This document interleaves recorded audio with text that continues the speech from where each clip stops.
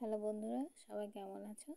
আজকে আমি তোমাদের সামনে খুবই সহজ একটা পদ্ধতিতে কীভাবে বাসায় অল্প উপকরণ দিয়ে বিরিয়ানি রান্না করা যায় তা নিয়ে এলাম। দেখো বন্ধুরা, আমি কিন্তু খুব বেশি কিছুই করিনি। আমার বিরিয়ানিটা কিন্তু খুব ঝরঝরে, দেখতেও খুব সুন্দর হয়েছিল। আমি তেমন কিছুই ইউজ করিনি, তোমাদের সাথে আমি পুরোটাই এখন শেয়ার করব। প্রথমে আমি এখানে মাংসগুলো সুন্দর করে ধুয়ে পরিষ্কার করে নিলাম। আমি খুব বেশি বড় করিনি, ছোটো ছোটো পিস করেছিলাম মাংসগুলোর। তারপর আমি একে একে এখানে মশলাগুলো দিয়ে দেবো। প্রথমে আমি এখানে পরিমাণ মতো রসুন দিলাম। তারপর এখানে আমি দিব আদার পেস্ট দেব। তারপর আমি এখানে আমার অন্যান্য, যেমন এখানে আমি কাঁচা পেঁয়াজ দিয়ে দেব। তারপর আমি আস্তে আস্তে এখানে অন্য গুঁড়ো মশলাগুলো অ্যাড করে নেব। কাঁচা পেঁয়াজ দেওয়ার পর আমি এখানে দিয়ে দিব জিরের গুঁড়া। এই যে আমি জিরে গুঁড়োগুলো দিয়ে দিলাম। তারপর আমি এখানে হলুদ গুঁড়ো দেবো। তারপর সাথে আমি এখানে গুঁড়ো মরিচের গুঁড়ো আমি অ্যাড করে দেবো।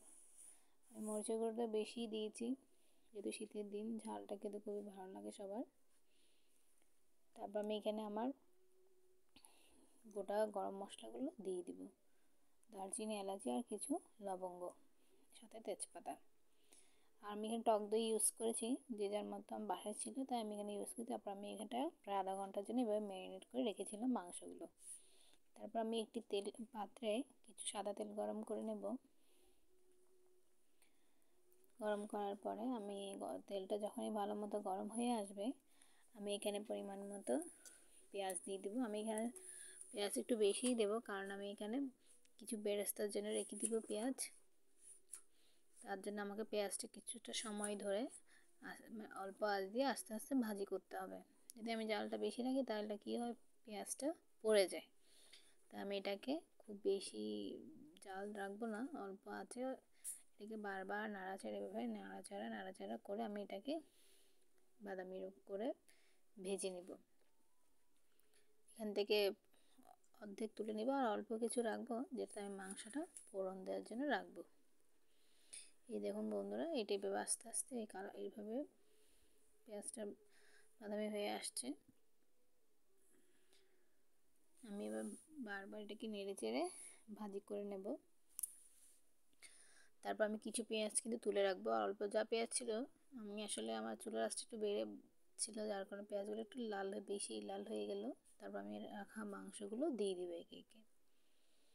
দেখুন, মাংসগুলো আবার দিয়ে ভালো করে এগুলোকে নাড়বো, এগুলোকে ভালো করে মশলা সহ কষিয়ে নেব।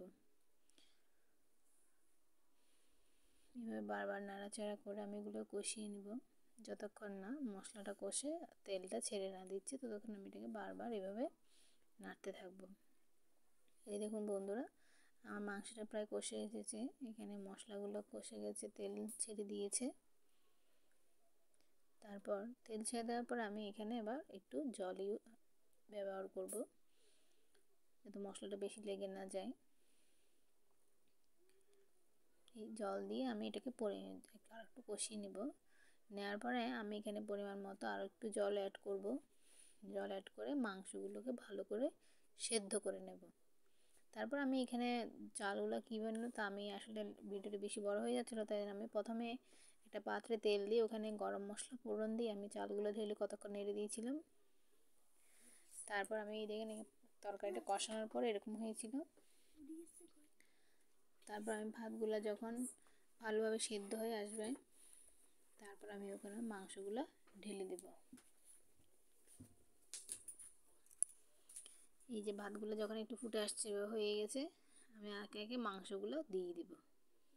মাংসের তরকারিটা ভাতের মধ্যে, আমি এখানে ভাতে কিন্তু লবণ অ্যাড করেছিলাম। সব মনে করলে আমি যখন প্রথম রান্না করেছিলাম আমি লবণ অ্যাড করতে ভুলে গিয়েছিলাম, কিন্তু রান্না করতে করতে আমি এখন ভাতের সাথে এক্সট্রা লবণ, তারপর কাঁচা মরিচ, তারপর গোটা গরম মশলা ব্যবহার করতে হবে সবাইকে। তারপর আমি এবার নেড়ে নিলাম, পরিমাণ মতো পানি দিয়ে আমি এবার এটাকে দমে রাখলাম। এই যে দেখুন, দমে রাখার পরে আমি এখানে কিশমিশ, তারপর আমি এখানে ওই যে ভেজে রাখা বেরেস্তাগুলোর সাথে সামান্য চিনি অ্যাড করে আমি বেরেস্তাগুলো সুন্দর করে উপরে ছড়িয়ে দিব। সাথে আমার কেটে রাখা কাঁচা ধনেপাতাগুলো উপরে দিয়ে আমি আমার ফ্যামিলির সবাইকে গরম গরম পরিবেশন করব। ধন্যবাদ। Subscribe my channel.